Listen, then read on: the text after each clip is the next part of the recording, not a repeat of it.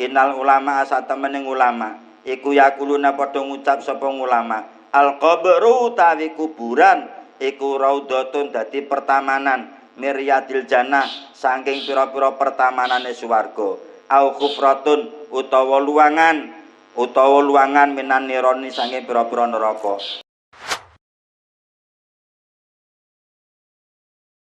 Ila hadrati Nabil Mustafa Muhammadin sallallahu alaihi wasallam wala hadrati sun khasah mu'alafatul kitab al-fatihah. A'udzu billahi minasyaitonir rajim. Bismillahirrahmanirrahim. Alhamdulillahi rabbil alamin arrahmanir rahim maliki yaumiddin iyyaka na'budu wa iyyaka nasta'in ihdinas siratal mustaqim siratal ladzina an'amta 'alaihim ghairil maghdubi 'alaihim waladdallin amin.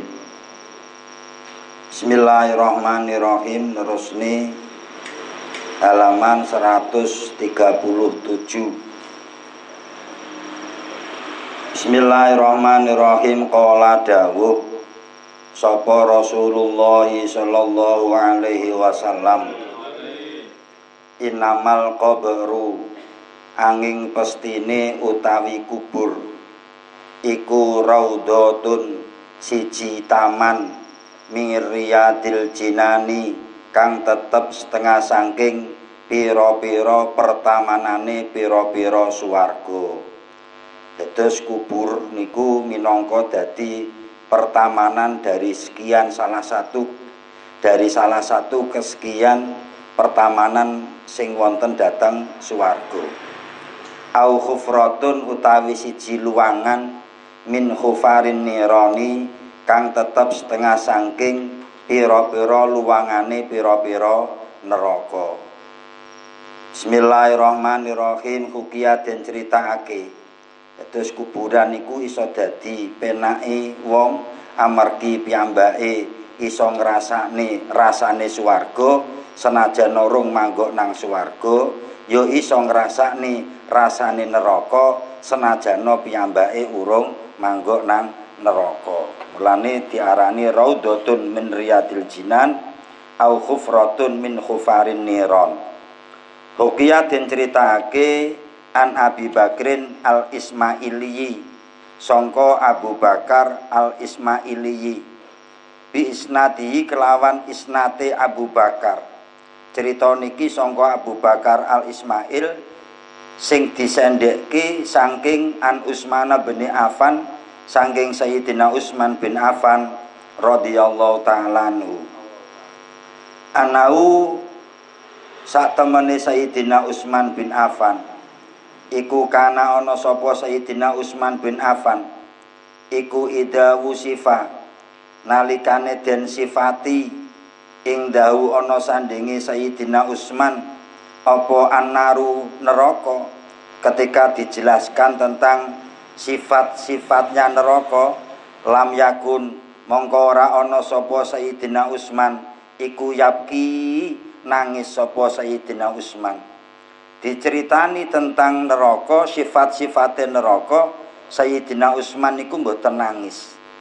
Tapi wa idza wusifat lan tatkalane den sifati apa al qiyamatu kiamat, lam yakun ya mongko ora nangis sapa Sayyidina, lam yakun mongko ora ana sapa Sayyidina Utsman iku yabki nangis sapa Sayyidina Utsman. Diceritani tentang perihalipun kiamat, Sayyidina Utsman niku nggih mboten nangis. Tapi wa idza wusifa lan tatkalane den sifati apa al-qabru kuburan, kana mongko ana sapa Sayyidina Utsman iku yabki nangis sapa Sayyidina Utsman. Bareng diceritani perihal sifat-sifate kubur, Sayyidina Utsman niku lha kok nangis. Diceritani neraka mboten nangis, diceritani kiamat mboten nangis, tapi diceritani kuburan Sayyidina Utsman niku langsung nangis. Faqila mongko didhawuhake lau maring Sayyidina Utsman, ma iku apa hadi utawi iki ya Amirul Mukmin, ya Amirul Mukminina, Amirul Mukmin, nyampo Sayyidina Utsman kok pas diceritani tentang kuburan panjenengan nangis, alasane nopo? Faqala mongko dawuh sapa Sayyidina Utsman, ini satemene ingsun iku idza kuntu nalikane ana sapa ingsun ana iku finnari ing dalem neraka, kuntu ana sapa ingsun iku ma'an nasi sartane para manungsa. Ketika aku mangguk nang neraka niku jek enek bature, jek enek kancane. Wa idza kuntu lan tatkalane ana sapa ingsun iku fil qiyamati ing dalam dina kiamat, kuntu mongko ana sapa ingsun iku ma'an nasi ya sartane menungso. Kiamat besok ya enek kancane. Tapi wa idza kuntu lan tatkalane nalikane ana sapa ingsun iku fil qabri ing dalem kuburan, kuntu mongko ana sapa ingsun iku wahidan ijen. Renodin Reno dulu.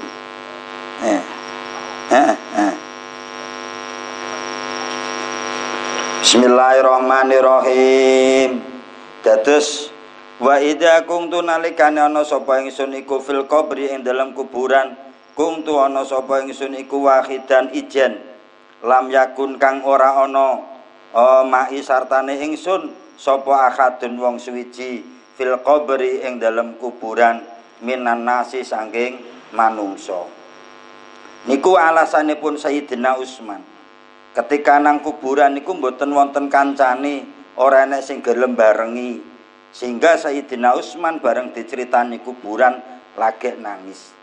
Wa inna miftahal qabri lan satemene kuncine kuburan ma'a Israfila iku sartane malaikat Israfil alaihi salam. Wa hale utawi kuburan wa hale utawi malaikat Israfil iku yaftahuhu ambuka sapa malaikat Israfil ing kuburan yaumal qiyamati besok dina kiamat.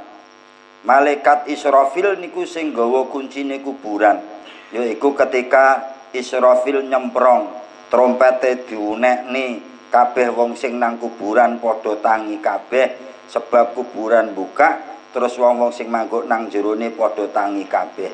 Sehingga malaikat Israfil niku diarani malaikat sing gawa kuncine kuburan.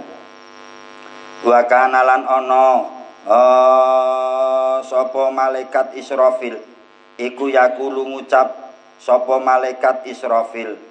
Malaikat Israfil dawuh, man utawi sapane wong iku kanat ana apa adunya donya sijik nau iku dadi penjarane wong, kana mongko ana apa alqabru kuburan ana iku jannatau dadi suwargane wong.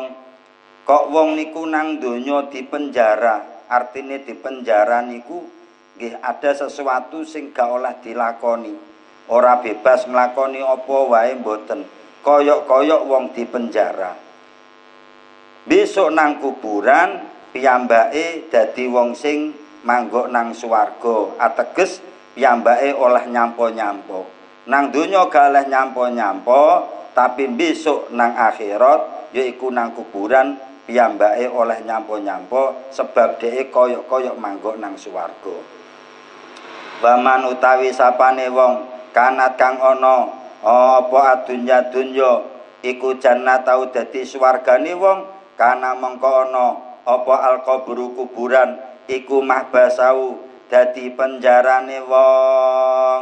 Kok nang donya nglakoni apa ae sak karepe, nafsune dituruti, sembarang kalir dilakoni, gak ngerti iku larangan, gak ngerti iku barang haram, dhek ngarepe sembarang dituruti, maka besok nang kuburan piyambake kaya wong dipenjara, ateges ora iso nyampo-nyampo.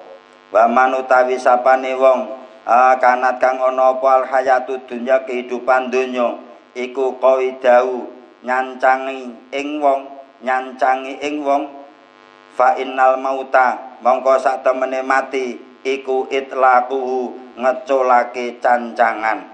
Nang donya kula panjenengan kaya diuger, kaya ditaleni, tapi besok ketika mati kula panjenengan niki kaya-kaya wong sing lepas taline.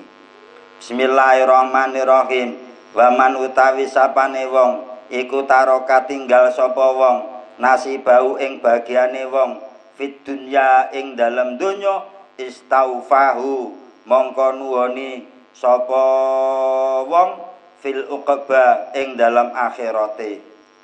Ketika besok wong niku nang donya kok senengane bagiane, artine kaya-kaya donya niku sebebas-bebase nglakoni apa ta apa. Besok nang akhirat nggih mekaten, piyambake karek ngenteni akibate. Bismillahirrahmanirrahim. Wa kana lan ana sapa malaikat Israfil.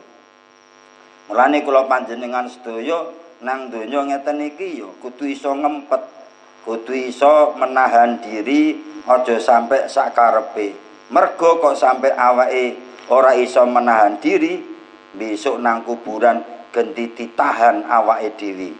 Kaya diuger karo malaikat sehingga gak iso nyampo-nyampo. Wa kana lan ana sapa malaikat Israfil. Israfil iku yakulu terus dawuh meneh. Malaikat Israfil dawuh, khairun nas utawi sak bagus-baguse menungso iku man wong taroka kang ninggal sapa wong adunya ing donya. Saapi-apike wong ya iku wong sing gelem ninggal donya.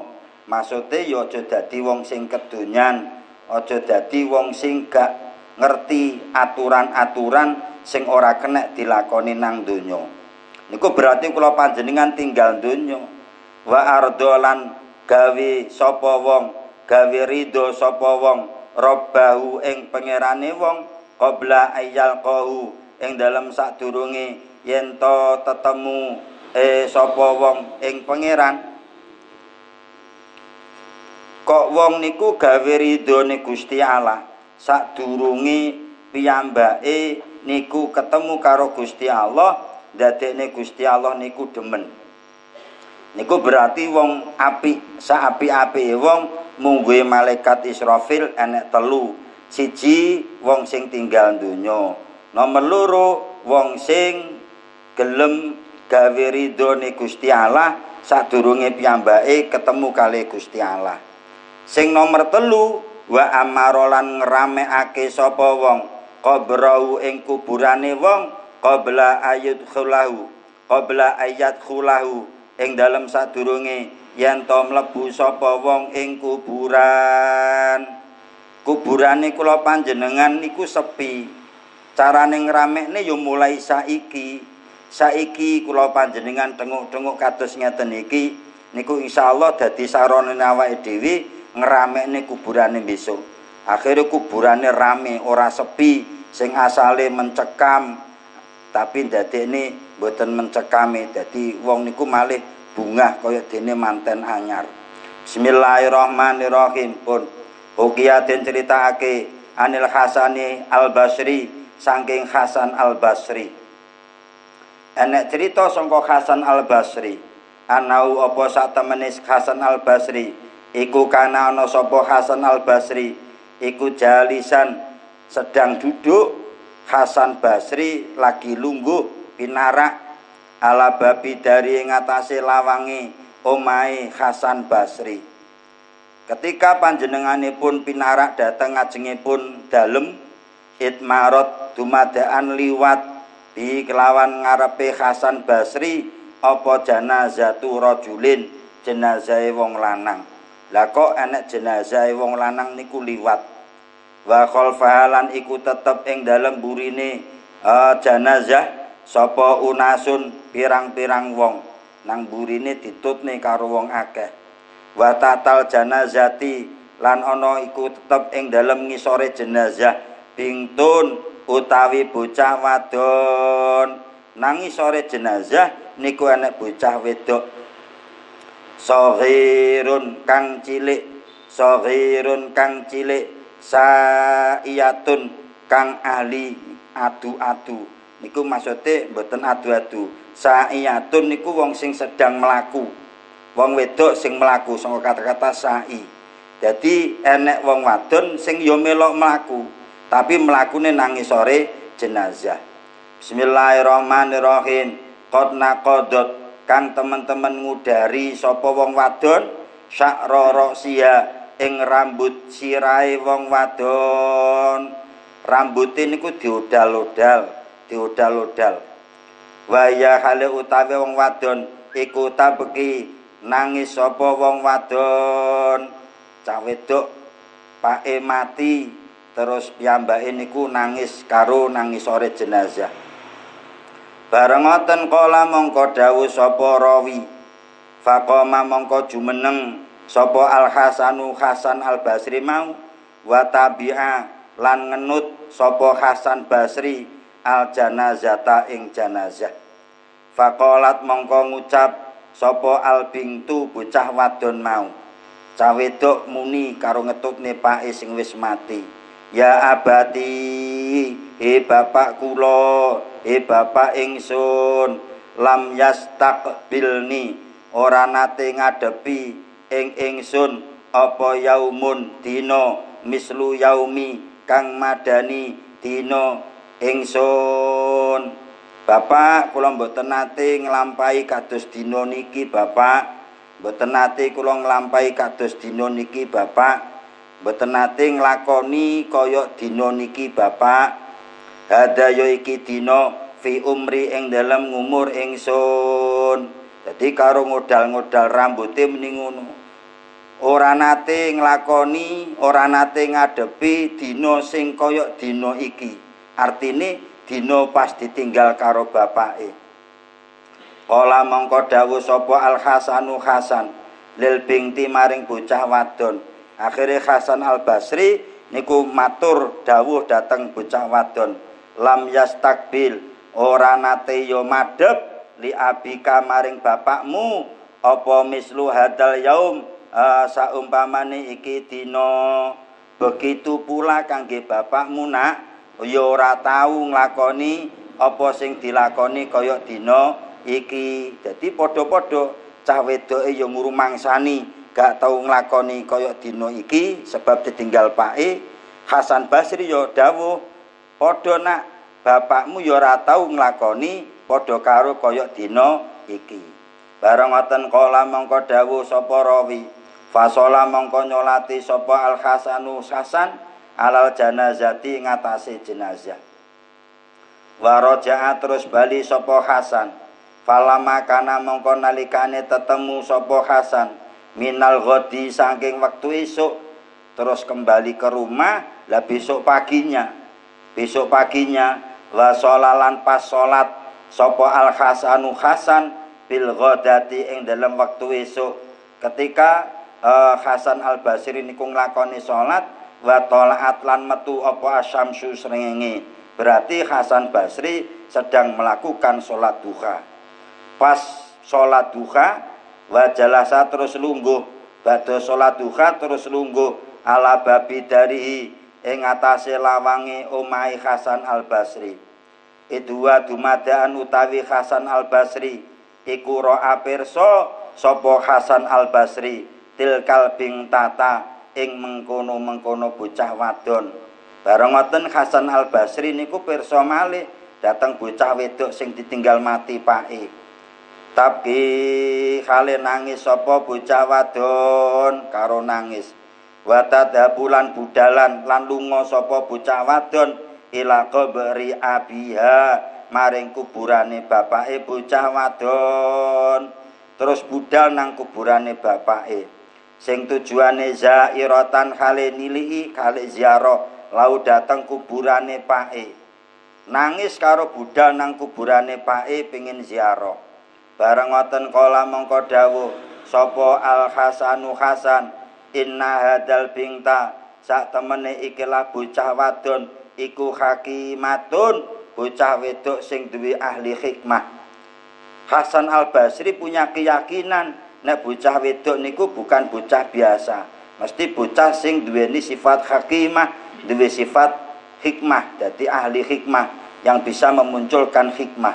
Bareng ngoten attabi'uha mongko ngetutake sapa ingsun ing bocah wadon. Asa ang tatakal lama yo mbok menawa yen to ngomong sapa bocah wadon bi kalimatin kelawan kalimah. Mbok menawa ngetutne bocah wadon mau dalam rangka ngenteni kalimai. Mbok menawa dawuh sing dawuhe mau enek manfaate. Tang fauni kang manfaati apa kalimah ing ingsun.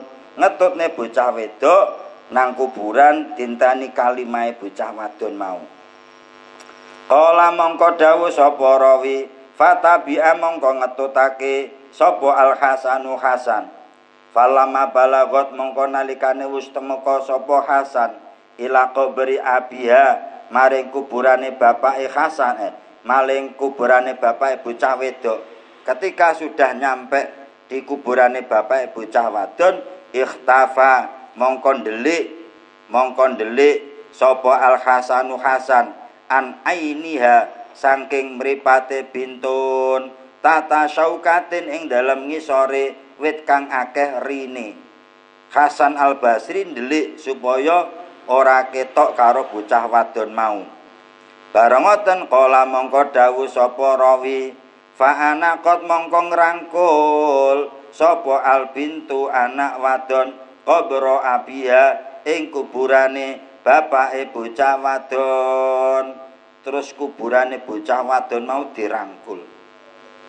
Wa wadu'a lan nyelehake sapa bocah wadon khaddaha ing pipine bocah wadon alat turabi ing atase lebu. Dirangkul pipine ditemplekne nang lemah. Wa ya hale utahe bocah wadon iku takulu ngucap sapa bocah wadon ya abati kaifa bitafidul matil qabri wahidan bila sirajin ngeten. Ya abati nang kuburane pake muni nang kuburane pake. Ya abati bapakku kaifa bita hale kaya apa suwengi-wengi ira fidul matil qabri ing dalem petenge kuburan wahidan hale ijen bila sirajin kelawan tanpa lampu. Bapak di bengi piye bapak panjenengan di bengi lho piye nang petengane kuburan te ijen gene lampu pisan. Niku omongane anake, di bengi piye panjenengan, piye nang kuburan ijen ora enek lampune. Walamune senan ora ana kang baturi, ya ora enek sing baturi ijen, peteng dedet genek lampu tur genek bature. Niki sing disusahne anake. Bismillahirrahmanirrahim. Ngeten niki berarti kula panjenengan saged ngambil pelajaran. Wah besok aku ya kaya ngono kuwi. Nang kuburan ya peteng ijen ya ora nek bature. Bismillahirrahmanirrahim. Ya abati bapakku asrajtu ngurupake salampu sapa ingsun ngurupake lampu sapa ingsun laka maring sira laka dhamateng panjenengan lailata awali amsin ing dalem wengine kawitane dina wingi sing ngekakne lampu kula bapak. Faman terus iki sapa asraja kang ngekakake laka dateng panjenengan albarihata la asraja kang ngekakake lampu laka dateng panjenengan albarihata ing waktu wengi. Terus wingi sing ngekakne lampu sinten bapak? Nek wingi sing ngekakne lampu kula lan ndek bengi sing ngekakne lampu sinten? Ya abati bapak kula if tarostu anggelar lemek sapa ingsun mempersiapkan lemek sapa ingsun laka dateng panjenengan lailata awali amsi ing dalem wengine kawitane dina wingi. Faman mengko utawi sapa iftarosa kang gawe lemek sapa wong laka dateng panjenengan albarihata ing mau bengi. Wingi sing nata klasane kula jenengan. Sing nata klasane jenengan kula bapak. Dadi tak tatakne klasane jenengan, tak tatakne nggon turu panjenengan. Lah ndek bengi sing natakne nggon turu sinten? Sing natakne nggon turu sinten bapak? Ya abati bapak kula gomastu mijeti sapa ingsun mijeti. Laka dateng panjenengan yadaika ing tangan loro panjenengan warijlaika lan dateng sikil kalih panjenengan lailata awali amsi ing dalem wengine kawitane dina wingi. Terus faman mongko iku sapa mazaka kang mijeti sapa wong ing panjenengan albarihata ing wau bengi. Sing mijeti sinten Bapak? Di bengi cek tak idek-idek jenengan Pak, cek tak mek-mek sikile tangane jenengan. Dan di bengi sing ngemek-ngemek sinten, sing mijeti sinten. Bismillahirrahmanirrahim. Ya abati bapak kula sako itu ka ngombeni sapa ingsun ing panjenengan lailata awali amsi ing dalem wengine kawitane dina wengi. Dik bengi sing ngombeni kula bapak, sing memberikan minum dateng panjenengan kula bapak. Terus faman mongko te sapa saka kaiku ngombeni sapa wong ing panjenengan albarihata ing dina bengi wingi. Lah terus sing ngopeni sing ngombeni panjenengan dik bengi sinten Bapak? Ya abati bapak kula kala betuka molak malikake sapa ingsun ing panjenengan ming janibin saking arah siji ila janibin maring arah kang weneh lailata awala amsin ing dalem kawitane wengi dina wingi. Bapak wingi sing molak malikake badan panjenengan kula gak penak nduk miring nengen diiring ning kiwa, gak penak miring kiwa dimiring nengen. Ngoten niku. Pancen ya wong gak penak. Akhire diirang-iringne karo anake. Terus anake takok, "Lah nek dalu sing ngirang-iringne badane panjenengan sinten, Bapak?" Bismillahirrahmanirrahim. Ya Allah, ngeten iki lho. Wong mati niku. Faman mongko ta sapane wong iku kolabaka bolak-balikake sapa wong albari kata ing dina wingi. Sing bolak-balikake sing molak-malikake panjenengan sinten Bapak? Bismillahirrahmanirrahim. Ya bati bapak ingsun satartu nutupi sapa kula doaka ing pira-pira gauta panjenengan alati kang tajarotta kang buka panjenengan lailata awali amsi. Dadi mujarot tajarot ijen maksudnya nggih buka sing nutupi gautane panjenengan ketika kebuka kemule buka niki lho, kemule buka terus sing nutupi wingi kula. Lah sakniki ketika buka kemulmu sing nutupi sinten? Faman mongko ta sapane wong iku sataroka nutupi sapa wong ing panjenengan albarihata ing mau bengi. Ngeten niki Pak. Niki pertanyaan-pertanyaan sing mengandung hikmah. Artine kangge pelajaran kula panjenengan nang donya cek iso ngomong karo anak enak iki buka enak tutupono nak dengkulku nak delama aku tutupono nak lah bareng nang kuburan ngono kuwi terus karo sapa nak pijetono nak cek iso nak aku gak penak miring nengen nak iring nang ngiwa nak gak penak nak iring nengen nak ngoten terus jenenge wong loro miring nengen gak enak miring wong gak enak. Tapi sing ngirang-ngiring niku anake. Lah terus ndek dalu niki lho sinten Bapak? Bismillahirrahmanirrahim. Ya bati bapak kula ta'amal ta'angen-angen sapa ingsun fi wajhika ing dalem wajahe panjenengan lailata awali amsi ing dalem wengine kawitane dina wengi. Wajahe panjenengan selalu dalam ingatanku Bapak. Tak angen-angen. Terus faman terus sapa? Ta'amala kang angen-angen sapa wong fi wajika ing dalem wajah panjenengan albarihata ing dalem mau bengi. Terus sing angen-angen wajah panjenengan sinten Bapak? Bismillahirrahmanirrahim. Ya abati bapakku nadaitana ngundang-undang sapa panjenengan dateng kula. Bapak biasane jenengan nyeluk-nyeluk jeneng kula nak lailata awali amsi ing dalem wengine kawitane dina wengi. Terus fa'ajabna mongko jawab sapa ingsun ing panjenengan. Terus kula muni dalem Bapak. Bapak bengak-bengok. Nah, dalem Bapak. Terus faman mongko te sapa ketika dauta ngundang sapa sira albari kata ing dalem dina wingi. Terus jenengan ngundang-undang sing teka sinten Bapak? Bismillahirrahmanirrahim. Wa man lan utawi sapa ajabaka kang nyembadani sapa man ing sira. Sing teka terus sinten bapane jenengan bengok-bengok nak sing teka sinten? Ya abati bapak kula amtuka aweh panganan sapa kula ing panjenengan lailata awali amsi ing dalem kawitane dina wingi hinastahaita ing dalem nalikane kepengin panjenengan at-ta'ama ing panganan fahalistahaita mongko ana to kepengin sapa panjenengan at-ta'ama ing panganan al-barikhata ing mau bengi.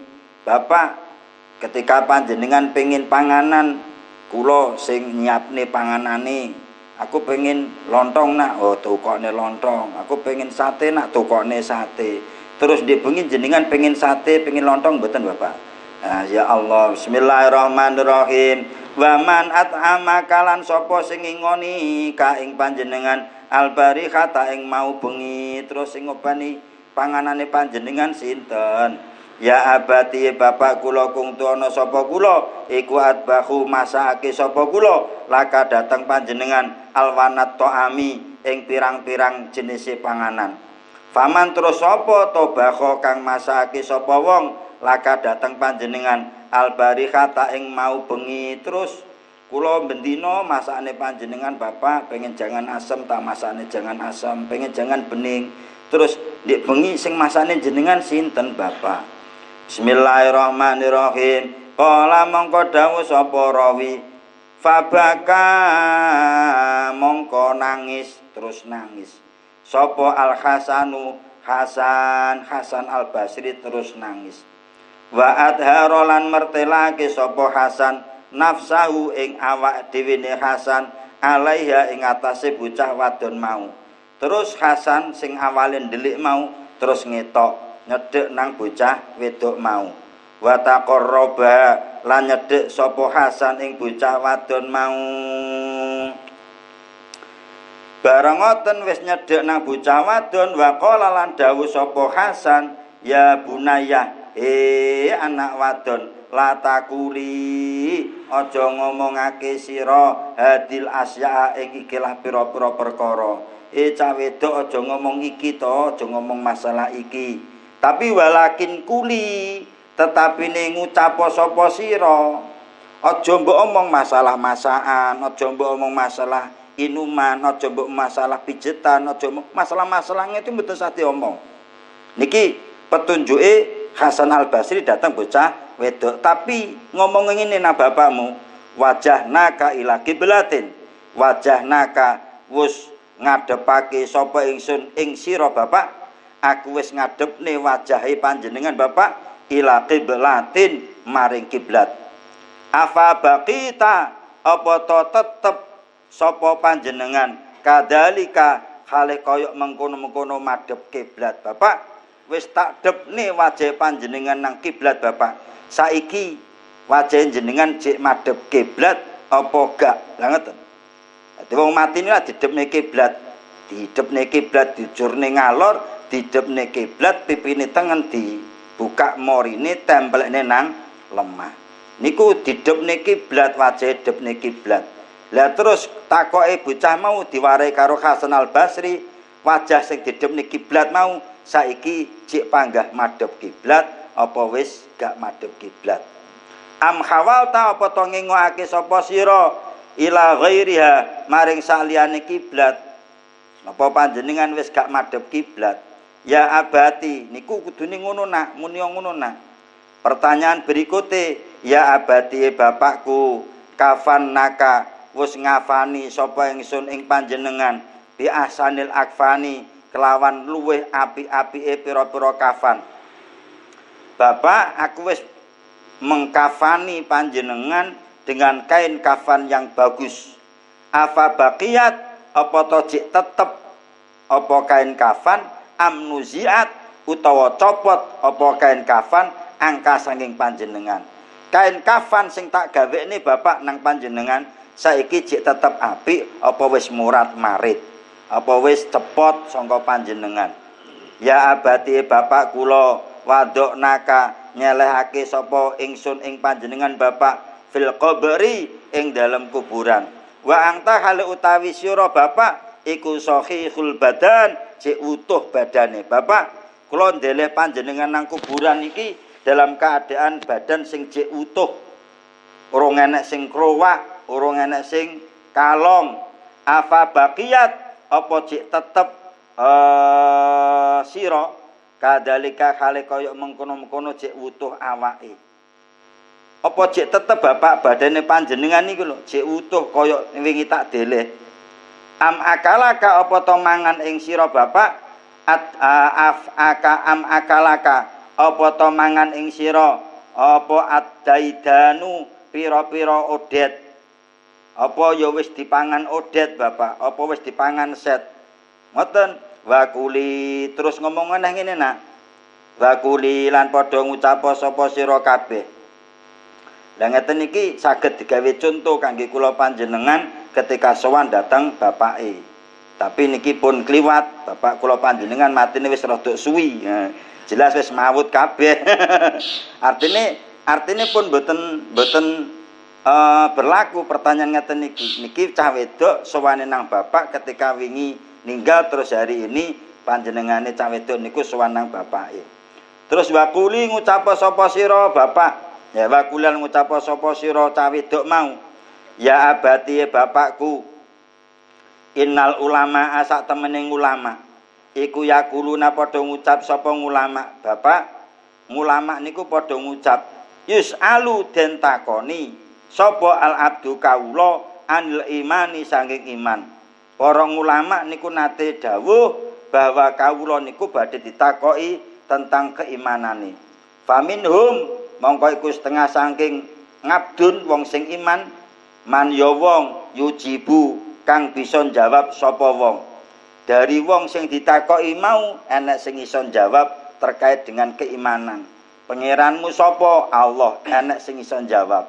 Pangeranmu sapa? Pangeran Diponegoro. Modar sampeyan.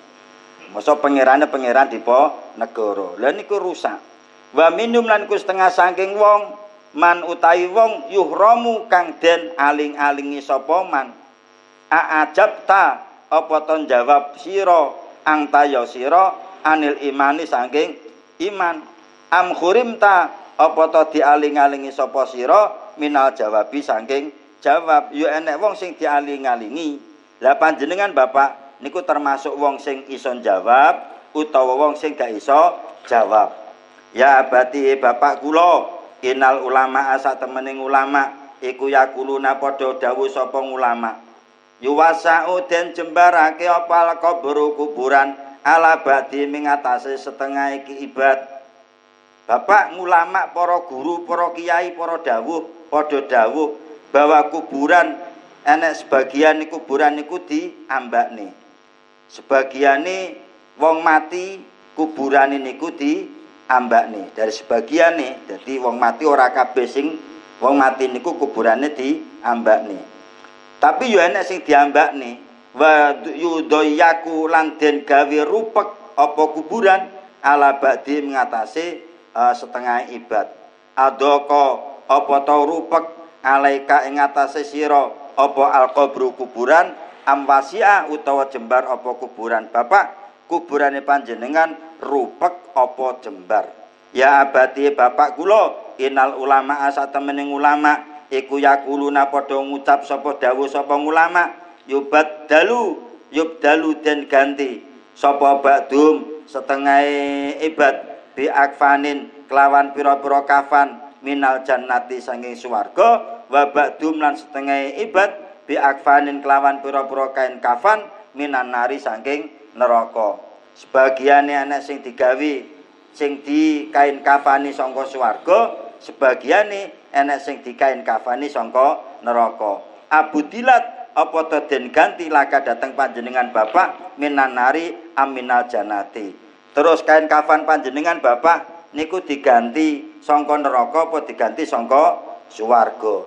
Ya abati bapak kula innal ulama asatemening ulama iku yakuluna padha ngucap sapa ulama al qabru tawi kuburan iku raudhatun dadi pertamanan miryadil jannah saking pira-pira pertamanane swarga au khufratun utawa luangan minan nironi saking pira-pira neraka. Ya abadi bapakku inal ulama asantemening ulama iku yakuluna padha dawuh sapa ulama al qabru ta kuburan iku yu'aniku ngrangkul apa kuburan yu'aniku ngrangkul sapa ba'dum setengah ibad kal walidati hale kaya dene wong tuwa wadon asyafiqati kang banget welase wa yabghadu lan yo genti gedhing apa kuburan bendu apa kuburan ba'dhum ing setengahe ibad hatta takhtalito sehingga dadi campur apa atlauhum pira-pira iga wekase kuburan apa iga wekase ba'du anaka apa tong rangkul ing sira apa alqabru kuburan am abghadoka utawa gedhing ing sira abghadoka utawa gedhing apa kuburan ing sira enek kuburan niku wong mati terus dirangkul karo kuburane kaya dene ngrangkule wong wedok tuwa wong tuwa wedok sing welas ya enek sing gewething akhire sampe napa niku campur iga wekase karo kuburan artine cemet gepeng ya abadi bapakku inal ulama satemening ulama iku yakuluna padha dawuh sapa ulama kuluman utawi saben-saben wong wudi asing disaleh sapa wong fil qabri dalam kuburan yang damu iku getun sapa wong yang damu iku getun sapa wong ataqiyu tai wong sing takwa iku anau sak temene wong sing takwa iku lam yuksir ora ngekeh-ngekane sapa wong sing takwa al hasanati ing pira-pira kebagusan nang jurune kuburan ana wong sing getun nyampun dhisikke aku kok gak ngekeh-ngekane kaapian gak nambah-nambah kaapian bareng saiki wis gene kesempatan marane kula jenengan iki dikek kesempatan timbang kok getun nang kuburan lebih baik awake saiki berusaha sareng-sareng nambahi kaapian ben gak getun besok nang kuburane. Tapi wal asi lan getun sapa wong sing seneng maksiat lima keduwene barang irtaka kang nyusun kang nglakoni sapa artakibu kang nyakoni sapa ingsun asayi ati ing pira-pira keelekan. Fanatimta mapoto getun sapa panjenengan angta ya panjenengan ala sayiatika ing atase kaelekan panjenengan am ala qilati hasanatika apa to ing atase kidike kaapian panjenengan bapak jenengan termasuk wong sing getun sebab kaapiane jenengan kurang apa to jenengan termasuk wong sing getun sebab panjenengan nglakoni kemaksiatan ngoten niku ya abadi bapak kula kung tono sapa kula iku idanate ituka tatkalane undang-undang sapa ingsun ing panjenengan ajab tani mongkon jawab sapa panjenengan ing ingsun wa tolama lan suwi banget unadika undang-undang sapa ingsun ka ing panjenengan ala rosi kobrika ing atase dhuwure kuburane panjenengan fa kaifa kale kaya apa la asmau boten mireng sapa ingsun sautaka ing swara panjenengan Bapak kula niku wong sing ngundang-undang dateng panjenengan tapi ternyata kula mboten nate mireng suarane panjenengan dadi sing nang dhuwur celak-celuk bapak tapi jawabane bapake niku mboten nate dimirengi karo putrane sing manggon nang dhuwur kuburane ya abadi bapak kula kita lalu ngosapa panjenengan ghaibatan kelawan pelungan la talqoni kang ora nate ketemu sapa panjenengan ingsun ila yaumil qiyamati maring besok dina kiamat bapak jenengan wis gak bakal ketemu kali kula jenengan lunga ganti lunga sing suwe banget sing ora bakal ketemu sampai besok dina kiamat Allahumma ya Allah la tahrimna ampun ngaling-alingi panjenengan ing kita liqa'ahu ing ketemu ingsun liqa'ahu ing ketemu bapak ingsun yaumal qiyamati ing dalam dina kiamat faqalat mongko dawuh sapa bocah wadon ya Hasan Hasan ma ahsana gawokake baguse barang ma'asana gawokake luwe bagus-baguse barang tanawakta kang nangisi panjenengan ma'asana gawokake bagus-baguse barang tanawakta kang nangisi panjenengan ala abi ing atase bapak kula wa ma asana lan gawuake ya baguse barang wa ma lan gawuake asana ma ing baguse barang wa atani kang wis nuturi sapa panjenengan ing kula wa nabah tani lan sampun ngelekake sapa panjenengan ing kula annaumi saking turune annaumatil ghafilina saking turune wong kang padha lali-lali kabeh summa rajaat mongko nuli bali sapa bocah wadon ma'al hasani sartane Hasan baqiyatan hale padha nangis kabeh wallahu alam bisawab. Minjing berarti al hadis rabi asyara, terus minggu berarti hadis nomor 15, terus 16 sampai tutup 40 diterusne sok poso tahun ngarep. Muga-muga diparingi sehat badane, lahir lan batine, panggah tetep duwe niat ngaji. Terus lajengipun insyaallah binjing kula panjenengan sedaya pun kesupen awake dhewe binjing ngaji dateng Bangkalan. Kitabe dibeto, lali kula. Kitabe dibeto, kitabe nggawa terus mengke persiapan jam 8 maksimal setengah 9 kula panjenengan sampun berangkat supados sak mangke wekdal sahure nang Ampel mboten terlalu kerupeken. Mekaten ingkang saged kula aturaken ngapunten Al-Fatihah.